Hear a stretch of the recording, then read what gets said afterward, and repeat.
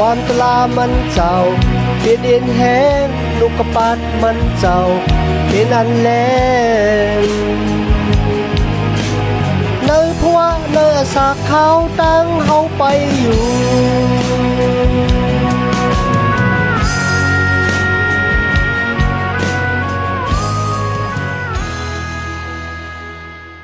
ไปสงค่าพี่น้องผู้ร่วมยินเสียงใต้ตีนับอย่างกูจะหูปายามหลีกตางสายลมอีกบาดังขาวลุงแรงเปิงไหลมาหบทบพบยากันกว่าแทงวันหนึ่งเขาย้อนหาทางหักแมตตั้งนินซะตั้งโจมซื้อมนเปียวตีลูกตีเถาลับพาเป็นเจ้าขามาแต่อยู่นั้นหูสาวขากว่าหังเผอหังมันสิกำคันเนาะวายเสียเขาขาเลยละถึงรองของ30เย่ากว่าเย่าค่ะก็มีความถามบอกเป็นมันในหัวใจว่าจุดอัศจรรย์ของ30ดังจุดอัศจรรย์ของเจ้าเยซูคริสต์เนี่ยมันมีทางอันง่ายกันและมีทางอันแปลกเปิงกันซึ่งหนังหรือไหนครับก่อนตั้งที่เขาก็ได้สืบเห็นแก้มก้นหลงผู้เจียงตราคาร17ตัวพอถึงคาน21สุดเอาดีๆนะครับเขาคำว่าด้วยทางอันง่ายกันอีกไปทางอันแปลกเปิงนั่นจุดอาสาของ30ทางจุยสูมีไว้จังหนังหรือในวันตั้งค่ะเนาะเขาคำว่าด้วยทางอันง่ายกันวันตั้งค่ะนั่นก็มีตำมันกลางเอาพระเป็นเจ้ามาจุติแม่ของเขาว่าจะเป็นแม่ของ30ว่าจะเป็นแม่ของเจ้าเยซูคริสต์กันนะตั้งอันง่ายกันข้อที่2ครับตั้ง2ก็เลยขามตั้งผีออกไว้ค่ะนะผีออกไว้เขาหมดจากปุณดาที่เจ้าเนินอาการของพระเป็นเจ้าตั้งอันง่ายกันอันที่3ครับตั้ง2ก็เป็นโกนนาซารีมันบอกว่าเป็นก้นที่พระเป็นเจ้าเพออกไว้ปุณดาที่เจ้าตื้อสูงตื้อเนินอาการมันเจ้าค่ะตั้งอันง่ายกันเมียวที่4นั่นก็ตั้ง2ก็นะครับหับท่ามนาการพระเป็นเจ้ารวยแห้งดันโควิเงินหมดจังของพระเป็นเจ้า30ก็เหมือนกันเจ้าเยซูก็เหมือนกันครับตั้งง่ายกันอันที่5ครับตั้ง2ก็ถูกคนวันคนเมืองของตัวเจ้าเก่าเถียงแบด30ก็คนวันคนเมืองก็เถียงแบดเขาเจ้าเยซูก็เลยข้ามตั้งอันผู้อ่อนโมภายศาสนาอีกบาดังคนเมียวคิวก็เถียงแบดมันเจ้าครับตั้งง่ายกันรองที่6นั่นก็ตั้ง2ก็เลยข้ามยานสู่ของตัวเจ้าเก่าแหมตายกำเนากลับมาโดยตั้งอันแปลกเปิงกันอันที่1ครับ30เนี่ยอาศักลิบอยู่ในวัวระแปดก้อยกะเจ้าเยซูเนี่ยมีอาศักลิบอยู่ในตั้งมดสั่งข่าวซะตั้งอันแปลกเปิงรองที่2ครับนะเมื่อ30จำติดตายครับมันสุดต้องที่พระเป็นเจ้าพระเป็นเจ้าแค่ดอกคุกจะให้ข้าเองย้อนเจ้ากับปันเอ็นแห้งติขาปอกลื่นสุดปุนดาคาดอีไลตอบแทนแก่แค้นโกนพิลิติปุนดาตาขอนหนึ่งใน2ขอนของข้านะครับก้อยกับมือจุยสุดจำติดตายครับอยู่ในเสาลักวางมือเนี่ยกันนะพระปอเจ้าดีค่ะชานดอกปุดวางความหลอดปันวัวเป็ดของเขาก็เปื่อว่าที่เขาเฮ็ดนั่นเขาหู้นะครับในตั้งตายของ30ครับเขาเต็มลุยบาดังสร้างลำโตสะออกก้อยค่ะในตั้งตายของเจ้าเยซูเนี่ยเต็มลุยบาดังตั้งหักครับมันเหมือนเรื่องว่ามันจะยืนตั้งหักออกกว่าก้อยกับ30จะเรื่องนั้นก็สร้างลำโตสะในตั้งแปลกเปิงกันอันลื่นสุดครับ30ตายแต่กันนะก้อยกับเจ้าเยซูบ้านเนี่ยวายเสียตายยาว3วันลูกกำลังตายขึ้นลิบมาเขานั่นก็เป็นรองตั้งอันแปลกเปิงกันณจุดอาศักด้านของ30ตั้งเจ้าเยซูกันนะคำแนวคำมาถึงจามโกนหลงผู้เจียงตราคาน17-18กันนะเมื่อเขาอ่านจามผู้เจียงตราจอมหนังเดียวคาไลหันกันนะกุนเมียวอิศิลาเขาเลยหับพรลีมังระอันยังเนี่ยที่ลูกที่พระเป็นเจ้ามาพอยอกเขาก็หัดจะหักทำนาการพระเป็นเจ้านั่นเขาก็เปรตแปดเถียงแปดพระเป็นเจ้ากว่าเฮ็ดลองตั้งมือตั้งเรื่องตั้งอันพิษศีลพิษธรรมของพระเป็นเจ้า ไล่ขามร่างอันขีนิกเต็งเนี่ยก็คุกจะไล่ไม่จะวัวแบบขึ้นไหวน้ำมาหาพระเป็นเจ้าพระเป็นเจ้าก็ส่งก้นหลวงปู่เจียงตะละมาจอยเขาป้าเขาแม่ตั้งเสือกสัมจำจะอันใหม่จอมพระเป็นเจ้าแทนกุ้ยก็ว่าเสียปู่เจียงตะละก็นั้นตายกว่าก้นมิวอิศิลาก็เถียนเป็ดพระเป็นเจ้าแทนเป็นกว่าเจ้าไหนตั้งเสียงเจ็ดปอกลีๆครับที่ก้นมิวอิศิลาเป็ดพระเป็นเจ้าคันนะพย่อกว่ากรรมกว่าจ้างตั้งอันพิษศีลพิษธรรมเป็นรองตั้งอันหลีหังเอเสร็จกันนะเฮ็ดให้ซึ่งจึงวันเมืองของเขาการเมืองของเขาก็ซุกซักโอนเอ็นโมเมติแต่มันค่ะนะมันเตะจ้าตีละค่ะล่ะบ่เนี่ยจึงมันเตะจ้าที่ซุ่มเตเงินคำมันเตะจ้าที่จ้องปิกหมานที่ว่าจังไหนก็ไรกันเนาะเมื่อตั้งตกแต้มภายวิเงียนป่อเป็นมาเตะจ้าที่จ้องปิกหมานซุ่มเตเงินคำพระเป็นเจ้าเนี่ยตั้งตกแต้มได้ค่ะมันออกมาหอดแผ่วถึงนั่นน่ะหอนาเฮิรนพ่อแม่ลูกวายเสียนั่นล้ามกว่าถึงสึ่งจึงวันเมืองเฮ็ดให้สึ่งจึงวันเมืองของตัวเจ้าเก่าเลยตกแต่งกว่าที่แต่มันค่ะในวันมันได้ก็เหมือนกันครับเพราะว่าคนชื่อตัดเจ้าคือล่ะสุดาสัตตันภายวิญญาณของเขาตกแต่งที่ว่าศาสนาตกแต่งก็ไรคะนะมันก็มาตุ้มเตื้อที่เคือกนาวนะเฮ้ยตบพอถึงสึ่งจึงวันเมืองของตัวเจ้าเก่าเลยลู่เลยซุ่มกว่าซ้อมหนังที่เฮาคาไลหันในตรงวงเกกังก้นมิวอิสราเอลเขากันนะณวันเมื่อนั้นมีหลายรองครับว่าจะเป็นรองของมิคาคนคือเอฟริมกันนะเอฟราอิมว่าจะเป็นรองของก้นเลวีที่ลูกยูดามาอยู่จอมมิคารองของก้นคือตานรองของก้นเบนจามินมีหลายรองเขาก็ติมาด้วยรองของมิคามีไว้อยู่ในคัน17กันนะพี่น้องค่ะ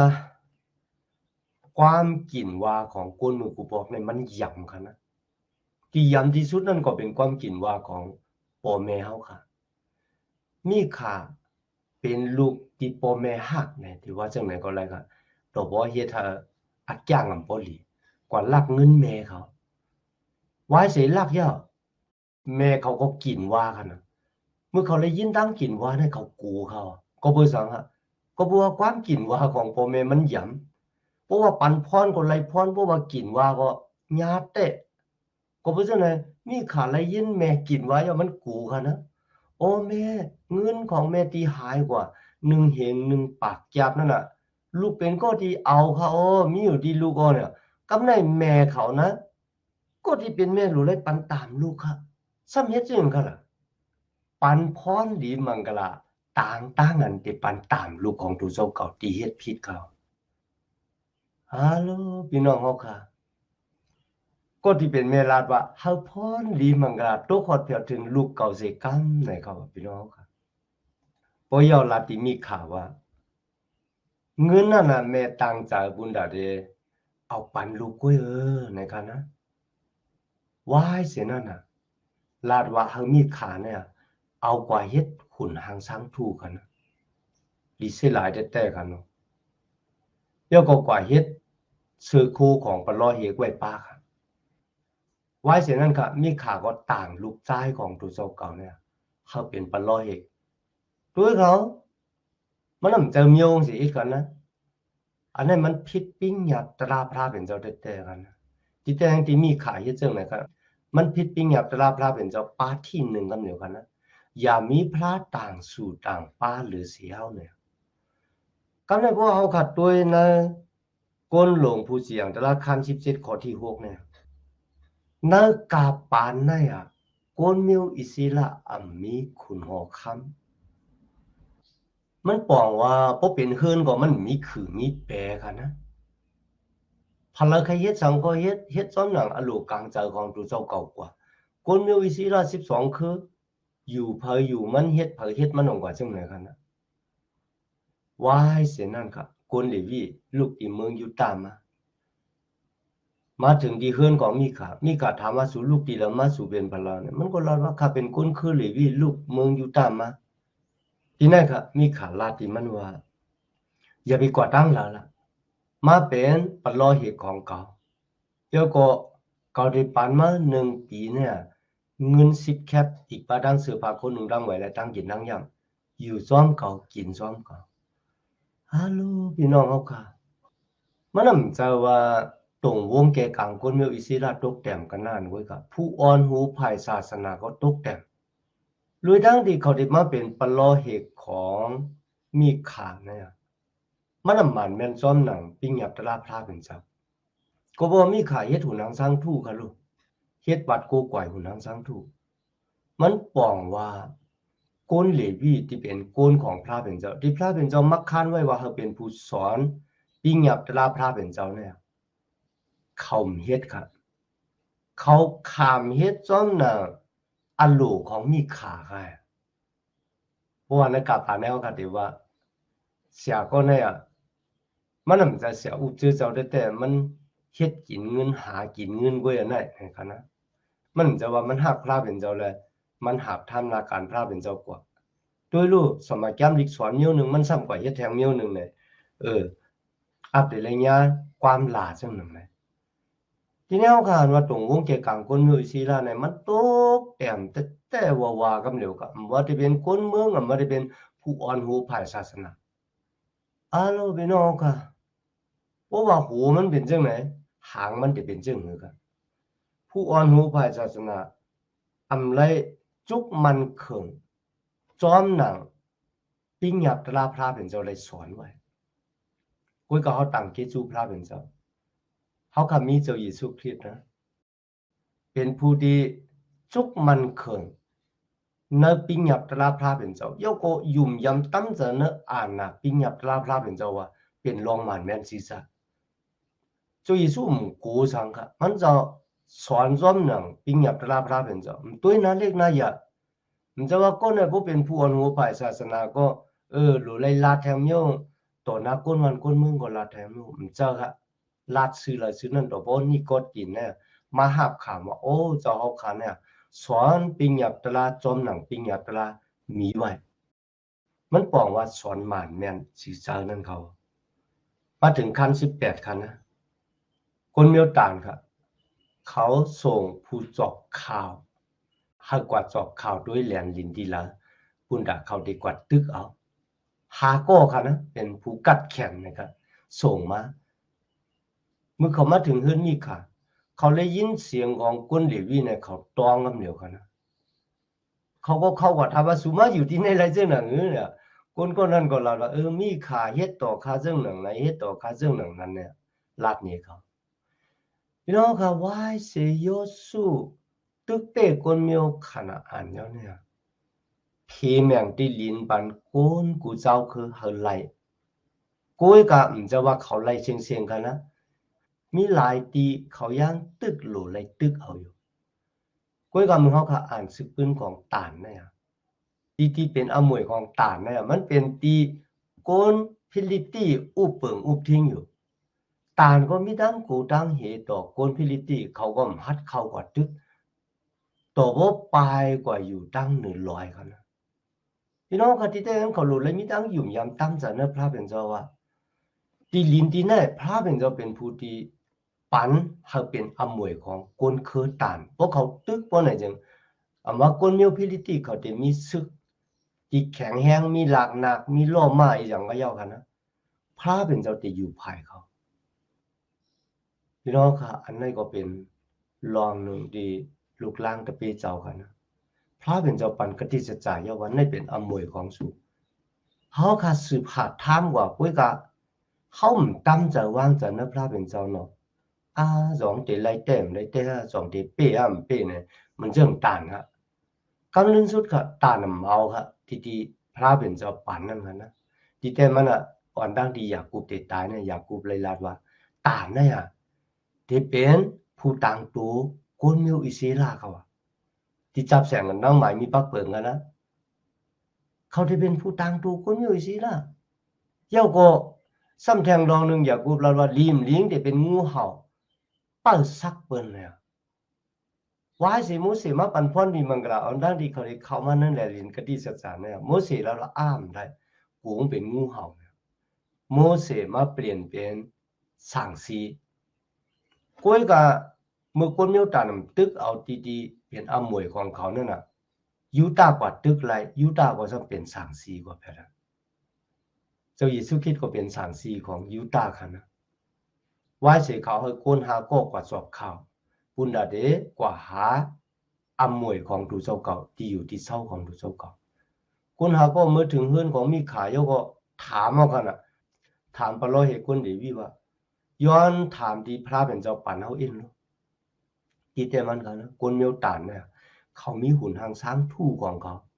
เนื้อคิงที่เขาเฮ็ดวัดกู้ก่อยพระเป็นเจ้าเขาซ้ำเฮ็ดหุ่นทางช้างทู่มาปูนดักคือคนตานหางกุยขอแท้ที่นั่นค่ะเลวีที่เป็นปลอเหตุเนี่ยก็ลาดความจ้อมหนังหูของผู้สอบข่าวคนเมียวตานเคยยินกันนะกว่าล่าเนี่ยเนื้อเสียงดังที่สูงกว่านั่นน่ะมีอยู่ในสายตาของพระเป็นเจ้าตาเสมันบอกว่าพระเป็นเจ้าเด็กเกียรติเขกันนะครับว่าเสเขาก็สอบข่าวที่เขาก็สอบข่าวนั้นกันนะมีชื่อว่าเวงโซลาตานเวงเอสตอลาค่ะว่าเสเขาสอบข่าวมาเขาว่าเข้มน่ะที่นั่นเด้อคนวันคนเมืองนั่นก็มันศึกษาจำเจอจอมคนต่างคือแทงรองนึงเนี่ยครับเครื่องเปิงที่เฮาโหลดจ้าโหลดกินโหลดตื้อเนี่ยมันมีกูสำกูเปิงอยู่ยาวในเมืองเนี่ยหาก็ได้ขึ้นไหวปอกมือจูคนเมียวตานเยาก็หางซึกหางสือ6 ปากก็6 ปากเยาก็ปากันมาถึงที่เฮือนมีขาทางกำนึงที่ไหนค่ะนะยอบเอาเลวีค่ะนะเลวีสุดได้เป็นปลอเหตุของคนเฮือนเหลียวเนี่ยอำนั้นก็สุดได้เป็นปลอเหตุของคนทางจื้อจัดเจ้าคือคนคือตานมันบอกว่ามันจะได้การตอบแทนนำหรือสิตั้งอันเป็นปลอเหตุของคนเฮือนเหลียวคนรับเจ้าพระเป็นเจ้านี่ก็การลำหันเงินเผิกการเลือกหันเงินซะหรือฉะนั้นก็เป็นผู้สอนสมัตราซ้ำเป็นก็ตีเฮ็ดพิษสมัตราอ่อนต่างเพิ่นอย่ามีพระต่างสู่ต่างป้าหรือสิเฮาเนี่ยซ้ำกว่าเป็นปลอเหตุของตานที่มีหุ่นทางสร้างทุกจ้าเลยสิมีขาทางนี้ก่อนกันคนเลวีก็นะครับเอาโพดว่ามาได้เป็นขุนทางช้างทู่ของมีขาแล้วก็ซ่องซ้อมคนคือตัดป้ากันกว่าตึกไหลเมืองที่เขากว่าจอบข่าวมาคันนะหรือฉะนั้นก็ในคนคือเมียวตานไหมคันนะก็ที่เป็นปลอยเหตุของตานเนี่ยเป็นหลานของมูเสแท้หมักไม่มันโหงไก่โตนมันหนาคันนะซ้อมหนังที่เขาขาเลยหันแต่คันนะกูเมียวอิศิลาเขาเนี่ยมีคุณออกคำเยาก็มันบอกว่าเขามีเงางุ้นเนื้อตั้งอันอุปเปิงพองงำปลายการเมืองครับรวยดังที่เขามีปิงหยับตลาพระเป็นเจ้าเยาก็มีเถาลาพระเป็นเจ้าเขาก็เทียงแปดปอกหนึ่งเยาปอกหนึ่งเยาก็ป้ากันกว่าจ้อยหุ่นนางสร้างทู่ของคุณกันอ่านก้อยมึงกะเฮ็ดหุ่นนางสร้างทู่มาไว้หังก้อยจังว่าในเป็นหุ่นนางสร้างทู่เคินเฮากันนานก้อยเนี่ยฮัลโหลพี่น้องเฮากะเถียงแปดพระเป็นเจ้าตั้งอันเถียงแปดพระเป็นเจ้ามันป้ากวนเฮาค่ะ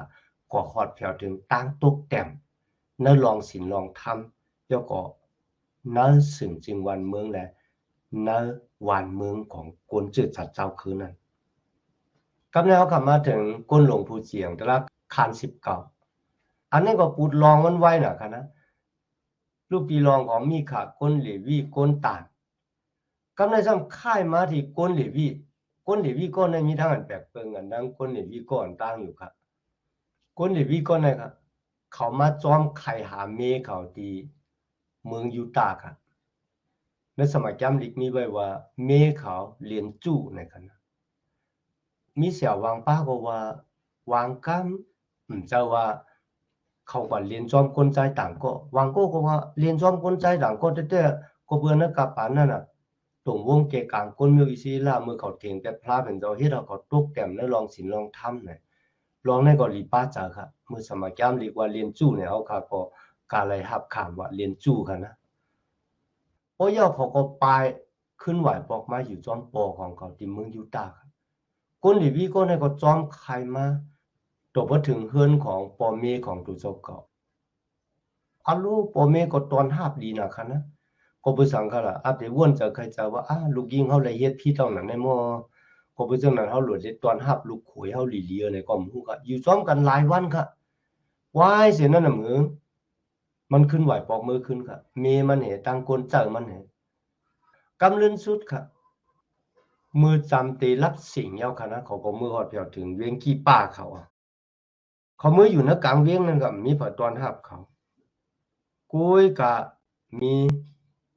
ปัดเทาก้อนหนึ่งครับห้องเขามือก่อนนะเฮือนพี่น้องครับที่ในเฮ็ดคุกจะเลยนะกับอ่านลอตาที่เขาก็อยู่ในเมืองซอตุ่มมันกันนะมือตะมันกลางเฮามาเนี่ยมีผตอนหับตะมันกลางเฮาเขามือในเฮือนครับกุ้ยกะลอตาตอนหับตะมันกลางเฮาเขามือในเฮือนเขาตั้งเมือกตั้งเรื่องก็บ่แปลกเปิงกันตั้งเมืองซอตุ่มไว้สิกุนหรือวิทางเมเขากุนเจอเขามือก่อนในเฮือนของปัดเทาแน่สุกตีนกินข้าวกินน้ำตึกขามนๆเกี่ยวๆอยู่ในกันมีก้นเมือกครับก้นเมือกนั่นคือเป็นจมินพี่น้องก็เป็นจมินเนี่ยเป็นน้องลื่นสุดแล้วก็เป็นลูกที่อยากกูภาคที่สุดหรือฉะนั้นก็ยุต้าก็ยังขังจุนอสักต่างเป็นจมินดูก่อนกันนะนึกถึงนั้นค่ะก้นเมือกก้นเลืองนเวียงกีปะของก้นคือเป็นจมินเนี่ยมาตุกย้อนติปะเทาในว่าปล่อยก้นใจก็ในออกมาเขาติเลยศึกสำกามมาจอมมันเปิงกันนั่งเมืองโซตุ่มกันนะก้นใจเดี๋ยวศึกสำกามมาจอมก้นใจปะเทาก็ในก็ว่าอย่าไปเฮ็ดจังนั้นสิกามอ่ะก็ที่มาอยู่เตาของใจค้าคันเนี่ยเพราะว่าสู่เขาเฮ็ดบ่ไหนจึงลูกยิงขายห้ามดังเมมันน่ะลูกยิงขาดึกเป็นชาวกันยาจะอยู่haกว่าตาพี่น้องค่ะกาปานนั่นน่ะแม่ยิงเนี่ยมันมีกะขันอีดค่ะนะลุยดังดีลุเลยเก็ดขี้กังนางยิงดีอ่อนนางยิงเนี่ยค่ะนะเป็นแม่ที่เกิดคนใจคนยิงมาคุยกันนะกาปานนั้นมันเหมือนจะว่ามีกะขันอีดแต่ว่าตัวบ่ถึงกาปานจุยสู้เมื่อถึงกาปานจุยสู้ก็เลยมามีกาขันของก้นไม่ได้เป็นก้นก็ละมีกายขันลงที่เพียงเปลี่ยนกันนาการtangan ama kham hak hong ap di pek peungกันกันนานเว้ยเหมือนกันนะเป็นก็ดีพระเป็นเจ้าผ่านช่างฮิตเป็นมาซ้อมหนังหางพางพระเป็นเจ้าเหมือนกันต่างกีสูเจ้าเยซูคริสต์แต่นอกจากนั้นครับคนหลีวิเฮ็ดจึงกันอีเมมันออกกว่าปันคนเมื่อคนเรื่องอาลูพี่น้องค่ะคนเมื่อคนเรื่องปาเมมันกว่าศึกษากามาตั้งขึ้นกันนะเพื่อถึงมึงสำเร็จแรงเขาป่วยมาไม่ยิ่งก็เนี่ยปอกมาถึงตีโคยก็เอามือมันยิบโคยก็ร่วมตายอยู่ที่นาพักตูนั่นนะเมื่อก้นเดวิตื่นขึ้นมาครับกว่าลาตินางยิงว่าเมื่อเนี่ยเผิงกว่าตัวเองหันว่าตายเอามันก็ยองต่างมาลีมันเหนียวก็ขึ้นไหวปอกมือขึ้นดังเฮือนมันกันมันเฮ็ดจริงหรือตอดตูตายเมมันขลาดว่าไหนจริงมันเอาเมมันมาแตบเป็น12ปอดค่ะ1ปอดสูงกว่าที่คนมีอิสลาม1คือค่ะคนมีอิสลามมี12คือเมื่อหันเรื่องไหนเอากันนะคนมีอิสลามวันนั้นมันปองว่าเหือนั่นเนี่ยคนมีอิสลาม12คือก็ปากันมาสู่ที่มิสปะที่ซุ่มถึงเฮือนคำของพระเป็นเจ้าอยู่กันเนาะคนเลวีก็เลยซับแรงสร้างล่างกูลองนั่นอ่ะน้องใจเฮาเป็นจำมีนนั่นอ่ะไลเฮ็ดลองอันดีหังเอเสร็จต่อหน้าพระเป็นเจ้าจึงนำไหนโลพี่น้องเอาค่ะคนมีอิสลามทั้งหลายป้ากันจะเลือดจะไม่ว่าอันนี้มันเป็นตั้งอันเฮ็ดผิดต่อปิ้งยับตะลาพระเป็นเจ้าเต้ๆนะเนี่ยเฮาหลุดเลยปันตามคนที่เฮ็ดผิดเนี่ยพี่น้องค่ะเขาปันอักขวางอาเยดีคนคือเป็นจำมีนค่ะนะเฮาสูอาบตัวก้นเมื่อก้นเรื่องตีเฮ็ดจึงไหนต่อเมของก้นเดวีมาปันเนาะกล้วยกะก้นเป็นจำมีนซ้ำเขาเลือกปังตึกปล่อยตึกต่างตั้งอันติอาบคนเมื่อคนเรื่องปั่นคนมีอิสระปั่นตามที่ในเฮ็ดมีปล่อยตึกปางตึกปอบอกเป็นมา พี่น้องคำว่าอ่านนะจามก้นหลงผู้เจียงตลาคานเช้าค่ะนะที่มิจะป่าเนี่ยค่ะก้นมิวอิศิลาเขามาถามพระเป็นเจ้าว่าสองเขาคาหลุเลยตึกกันดังก้นเป็นจำเมียนฮะปดตึกพาราเดตึกกันดังเนี่ยยุตาเนี่ยพระเป็นเจ้ามักคานเจ้าไหนครับก็พวกมันเป็นตั้งพิธีลีหังเอเสตต่อหน้าพระเป็นเจ้ายุตาขึ้นกว่าตึกปอกที่หนึ่งปอกที่สองนะครับนะซูมเขาคุยกับปอกที่สามนะครับเอาตั้งเป็นเนี่ยก้นมิวเป็นจำเมียนพี่น้องค่ะก้นมิวเป็นจำเมียนยาเดมวยดีๆค่ะนะนังเสียงเขาตาย25,000เองก็พี่น้องหรือหกปากก็กันนานก็ค่ะพี่น้องค่ะอาโลหกปากก็เนี่ยการเลยปลายกว่าอยู่นะเถินแรงลงดีๆก้นกว่านั่นกันนะที่มันไก่อ่ะก้นมิวอิศิลาก็เข้ากว่าในเมืองเขาก็เผาแบบแถมแบบสตริกสันลูกดังนางเมียของเขาตั้งเสียงกันนะว่าเช่นนั้นก้นมิวอิศิลาขึ้นไหวพอมาดิมิสปาแล้วก็มาข้างขี่ข้างผ่านต่อพระเป็นเจ้าว่าโอ้พระเป็นเจ้า12 คืนในเดหายกว่าเครื่องเขาครับย้อนเจ้าเขามีเมตตาต่อเข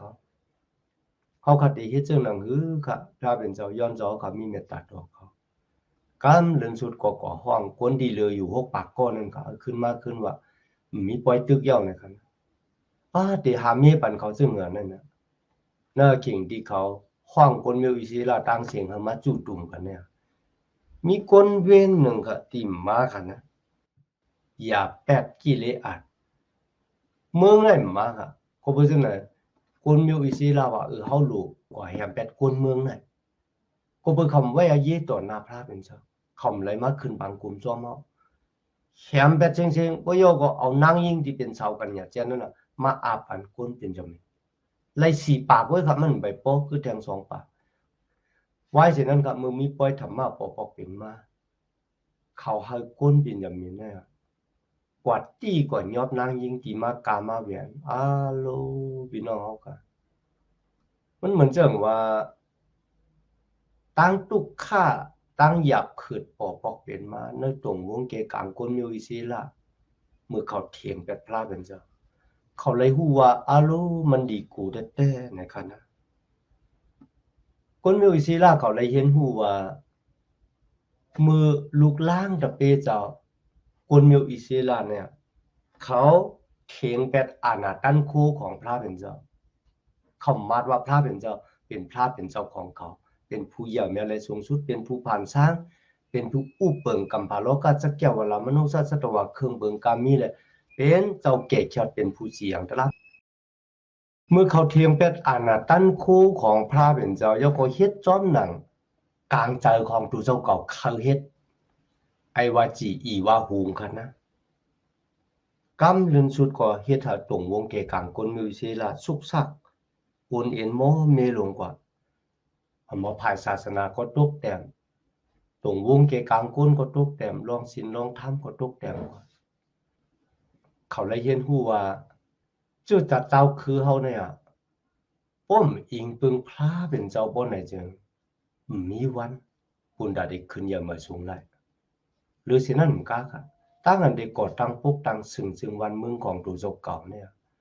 เพราะว่าเปรตแปดเถียงแปดพระเป็นเจ้าบ่ไหนจึง